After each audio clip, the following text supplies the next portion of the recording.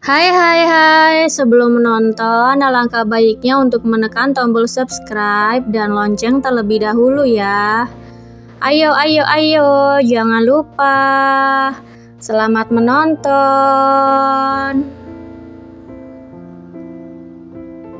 Ketika Iblis Jatuh Cinta, episode 89, Akhir Kisah, karya Via Raya.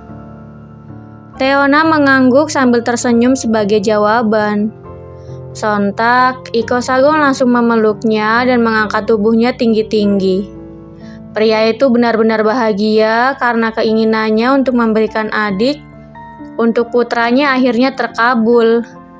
Entah nanti kembar atau tidak, entah jenis kelaminnya laki-laki atau perempuan, dia tidak akan mempermasalahkannya.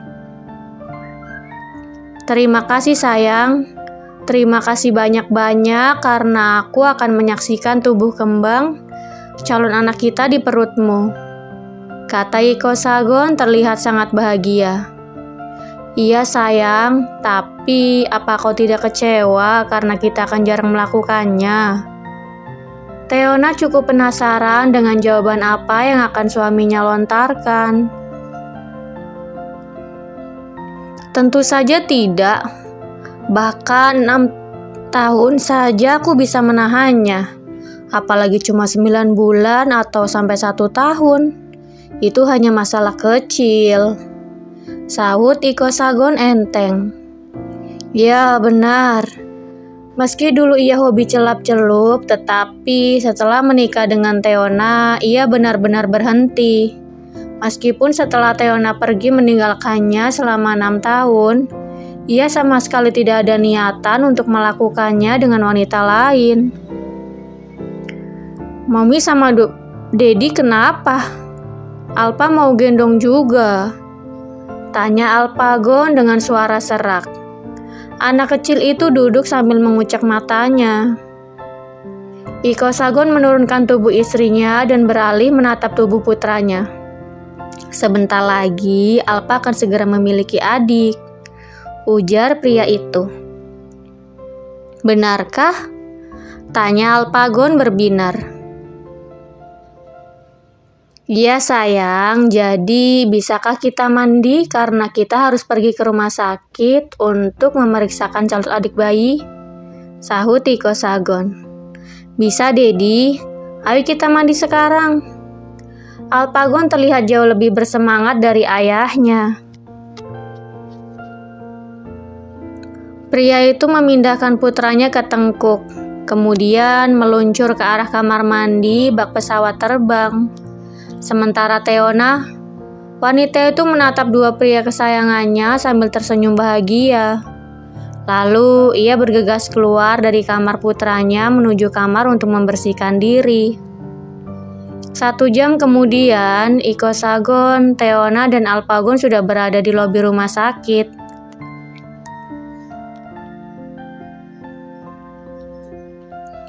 Alpa tunggu di sini sama Mbak Santi ya. Mami sama Dedi ketemu dokter dulu untuk memeriksakan calon adik bayi, ujar Teona pada putranya.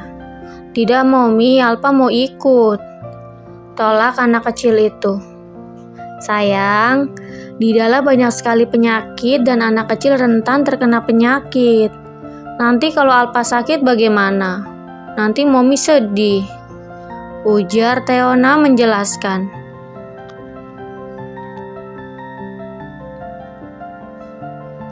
Tidak tega melihat putranya murung, Iko Sagon nampak berpikir.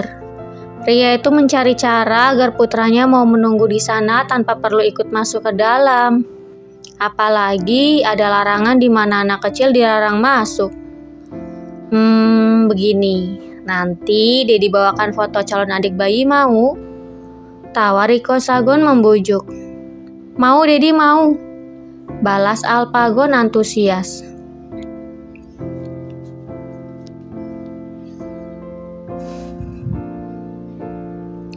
Ya sudah, kalau begitu Dedi sama Mami masuk dulu ya. Pokoknya nanti di dalam tidak akan lama, pamit Iko Sagon. Alpa tunggu sama Mbak Santi ya sayang, kata Teona sambil melambaikan tangannya. "Iya, Mommy," balas Alpagon.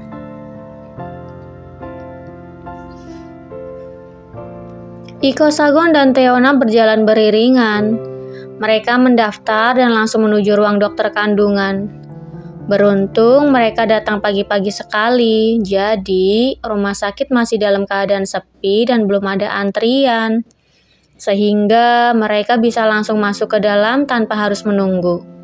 Namun sebelum itu, ada perawat di depan ruang dokter kandungan yang melakukan pemeriksaan seperti berat badan, tensi darah, dan menghitung usia kandungan sesuai penjelasan dari Teona.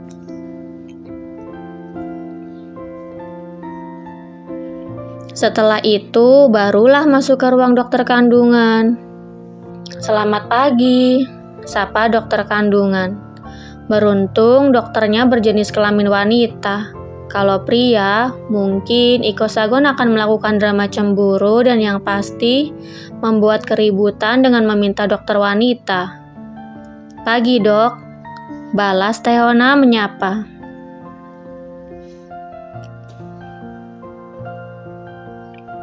"Kehamilan anak pertama atau..." Dokter itu sengaja menjeda kalimatnya meminta jawaban dari Teona.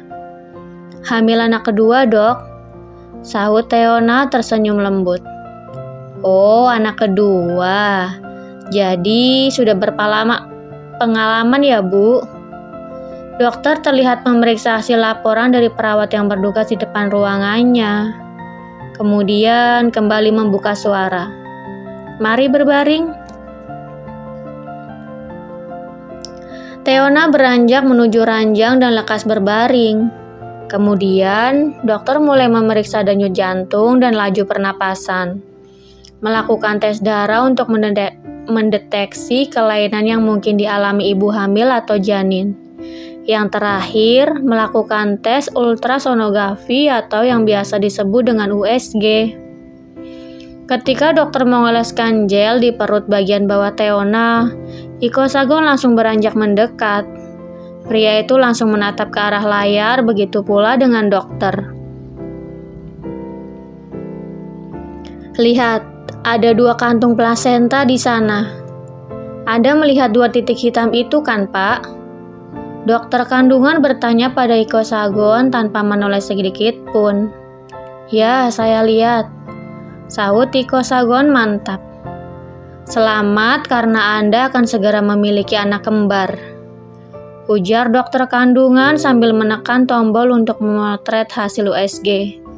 Kemudian ia membersihkan perut Teona dari gel. "Sayang," Iko Sagon menatap istrinya dengan manik mata yang berkaca-kaca yang langsung dibalas dengan senyuman. Pria itu tidak bisa menjelaskan kebahagiaannya dengan kata-kata. Ia membantu istrinya turun dan kembali ke tempat duduk semula. "Sebelumnya, ada keluhan mual muntah tidak?" tanya dokter kandungan. "Tidak ada, Dok," sahut Teona singkat. "Baiklah, berarti saya hanya akan meresepkan vitamin saja." Dokter kandungan itu menuliskan resep. "Kalau begitu, silakan ke bagian penebusan obat. Untuk hasil tes darah akan keluar setelah 1 jam," ujar dokter kandungan itu. "Baik, Dok, terima kasih." Teona dan Iko Sagon keluar menuju apotek. Mereka hanya menunggu beberapa saat dan nama Teona sudah dipanggil. Sambil menunggu hasil tes darah, mereka menuju ke lobi untuk menemui Alpagon dan menemaninya bermain. Setelah itu, mereka mengambil tes darah dan memastikan pada dokter bahwa semuanya dalam keadaan baik.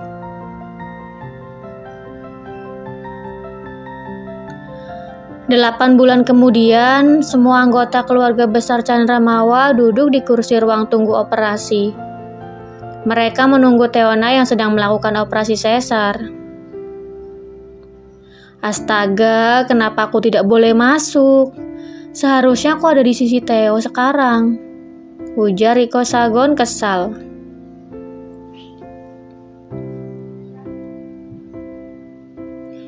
Ia ingin berada di sisi istrinya dan memberi kekuatan. Sayangnya, banyak alasan yang membuat dokter melarang Iko Sagon masuk. Namun meskipun sudah dijelaskan, pria itu tetap tidak bisa mengerti. Yang ia pikirkan saat ini hanya ingin memberi istrinya kekuatan. Tuhan, aku mohon buat istri dan kedua anakku keluar dari ruang operasi dalam keadaan baik-baik saja. Doa Iko Sagon sambil menengadahkan kepalanya.